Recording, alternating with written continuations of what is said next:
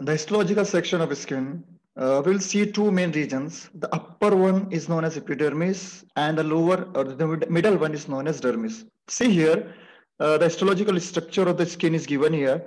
The pinkish, dark pinkish color is the epidermis of the skin. See here the lining of the epidermis. Okay, and below this the dermis is here, and in that we will find different structures like sweat gland, sebaceous gland, hair follicles, nerve endings, blood vessels. Okay.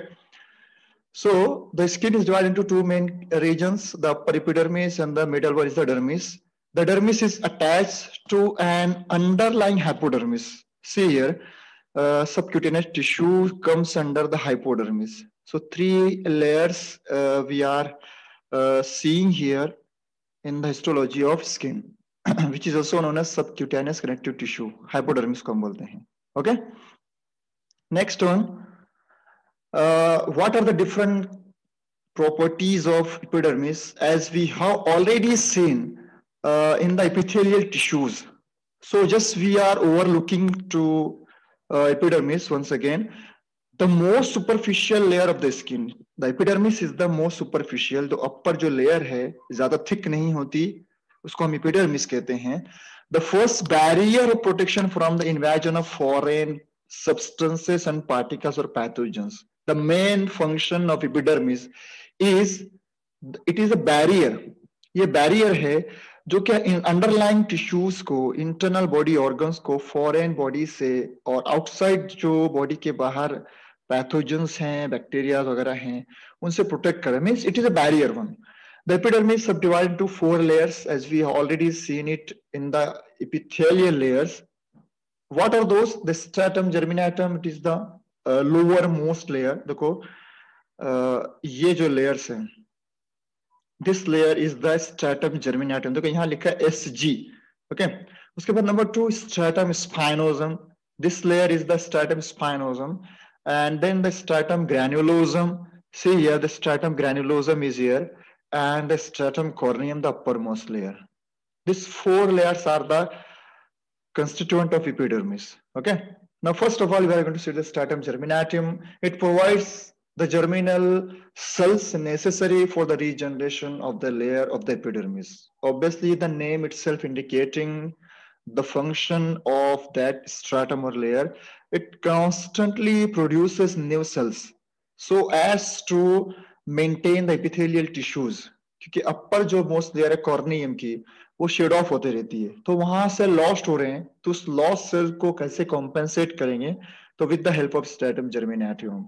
Separated from the dermis, ये dermis हम इसको आसानी से identify कर सकते हैं by thin layer of basement membrane. वहां पर एक नॉन सेलुलर कनेक्टिव टिश्यू की एक लेयर होती है, उसको हम क्या कहते हैं? बेसमेंट मेम्ब्रेन कहते हैं. After a mitotic division a newly form cells will undergo progressive maturation called as keratinization. Keratinization होता है जैसे जैसे सेल ऊपर की तरफ जाता है सरफेस की तरफ, तो उसमें बहुत सारे चेंजेस आते हैं और इसमें केराटोहाइलिन नाम का ग्रैन्यूल जनरेट होता है और ऐसे सेल्स को हम केराटिनाइजेशन या केराटिनोसाइट्स कहते हैं. Okay. So this one is the stratum germinatum. See here, different characteristic features of all these layers are given. Okay. Now the next layer is the stratum spinosum. The cells that divide in stratum germinatum soon begin to accumulate many desmosomes. क्यों stratum spinosum का नाम spinosum है? क्योंकि इन cells का structure हमें prickly नजर आता है. और प्रिकली क्यों नजर आता है? The cells adjacent cells having some desmosomes, cells के दरमियान डेस्मोसोम्स होता है जिसको हम सेल ब्रीच कहते हैं. ओके. तो इसीलिए ये इनका अपीयरेंस जो होता है ना, क्या होता है? थोड़ा स्पाइनी होता है. So they're having many desmosomes on their outer surface, which provide characteristic prickles of the stratum spinosum, which often called as prickle cell layer. Okay, see here, this is the cell, enlarged cell structure. और ये देखो, this one is the basal layer is the stratum granulosum, sorry, germinativum. और ये जो ऊपर की layer है, ये stratum spinosum है. Okay, यहाँ पर देखो फिगर बताई गई है. Now next one is stratum granulosum. The cells of stratum granulosum. Granulosum means what? In this layer, the cells having some specific granules. That's why the layer is known as stratum granulosum. It accumulates dense basophilic keratohyaline granules. Automatically इनमें protein synthesis के जरिए, मतलब protein synthesis में बहुत high होती है, तो इसमें ग्रैन्यूल्स प्रोड्यूस होने स्टार्ट होते हैं. These granules contain lipids which along with desmosomal connection help to form a waterproof barrier that function to prevent fluid loss from the body. ये जो ग्रैन्यूल्स हैं, लिपिड के ग्रैन्यूल्स भी होते हैं, प्रोटीन सिंथेसिस भी होता है यहाँ पर, ओके, क्रिएटिनाइजेशन होता है, उसके बाद लिपिड के बहुत सारे ग्रैन्यूल्स प्रोड्यूस किए जाते हैं. तो ये lipid, obviously we know that the lipid are hydrophobic one. तो ऑब्वियसली ये सेल के अंदर लिपिड के इतने सारे ग्रैन्यूल्स हैं, तो it acts as a water proof barrier. It helps to prevent the loss of fluid from the body. Okay, कौन सी लेयर है? स्ट्रेटम ग्रैन्युलोसम. देखो यहां पर बताया गया स्ट्रेटम ग्रैन्युलोसम, ये नीचे stratum spinosum, and this one is the stratum germinativum. Next one, stratum lucidum. The stratum lucidum is normally only well seen in thick epidermis. जैसे palm और जो सोल की epidermis होती है वहां पर हमें आसानी से दिखाई देता है lucidum, and represent a transition from the stratum granulosum to stratum corneum. Transition state होती है यहाँ पर. ये एक तरह का लिक्विड वहां प्रिपेयर होता है, जेल लाइक सब्सटेंस प्रिपेयर होता है, जिससे वो ट्रांसपेरेंट नजर आते हैं. Okay, next one is stratum corneum, the uppermost layer. The stratum corneum is the outermost layer of the epidermis consisting of dead cells. Corneocytes को हम बोलते हैं या keratinized cells कहते हैं, that lack nuclei as well as organelles.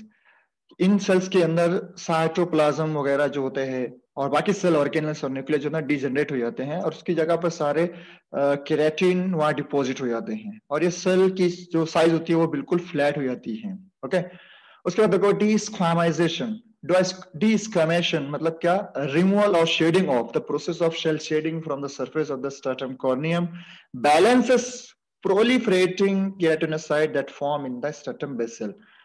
जैसे मैंने आपको नीचे बताया, सबसे जो बेस वाली लेयर है जिसको हम स्ट्रेटम जर्मिनेटिवम कहते हैं, वहां से कॉन्स्टेंटली सेल जनरेट हो रहे हैं, तो ऑब्वियसली अपर जो सेल लेयर स्ट्रेटम कॉर्नियम की, उसे शेड ऑफ होना जरूरी है.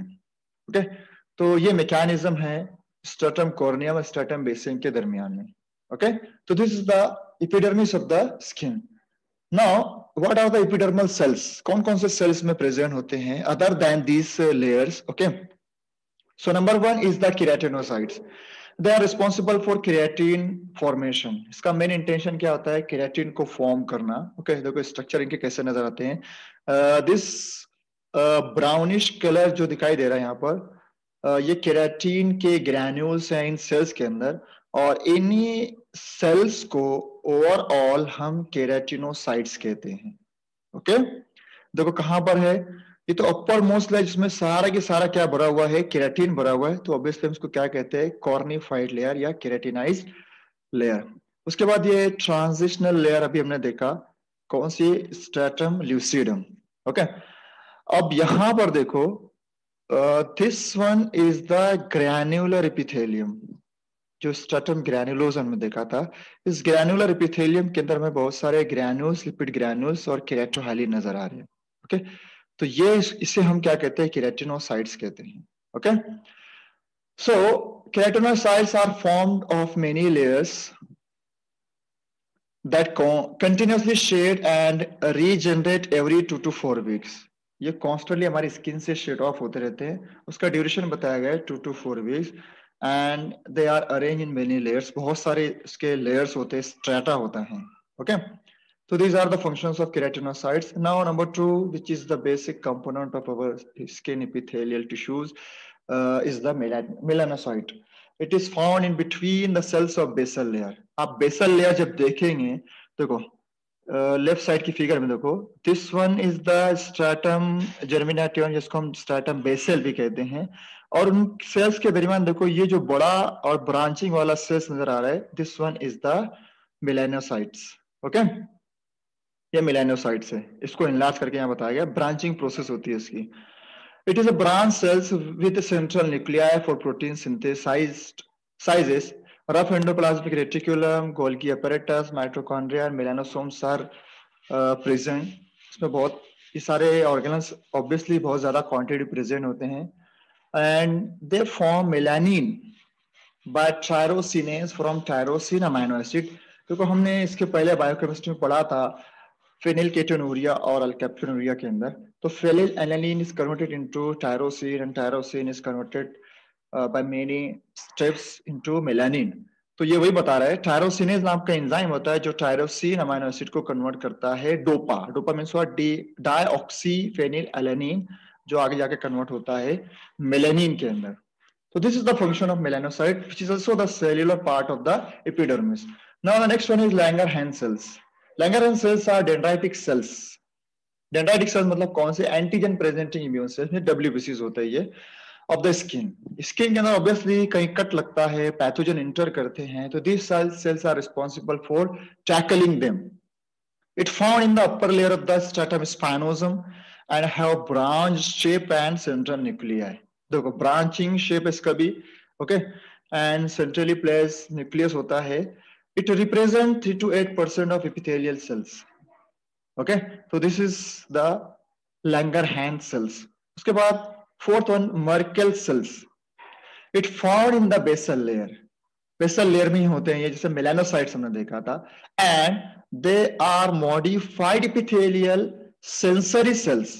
सेंसरी सेल्स कौन से होते हैं, मतलब ये स्किन के हमारे अंदर जो सेंसरी कैरेक्टरिस्टिक है स्किन की, with the help of these cells. तो ये सेल के नीचे क्या होता है, सेंसरी नर्व फाइबर्स होते हैं, and it form a terminal disc under the Merkel sales.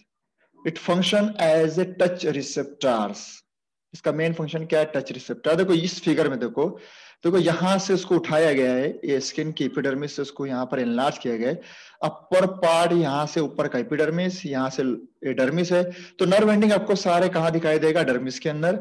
और कौन से सेल्स में ये नर्व एंडिंग की डिस्क बनाता है, जिसको हम साइनेप्स कहते हैं, तो मर्केल सेल्स होते हैं वो, ओके।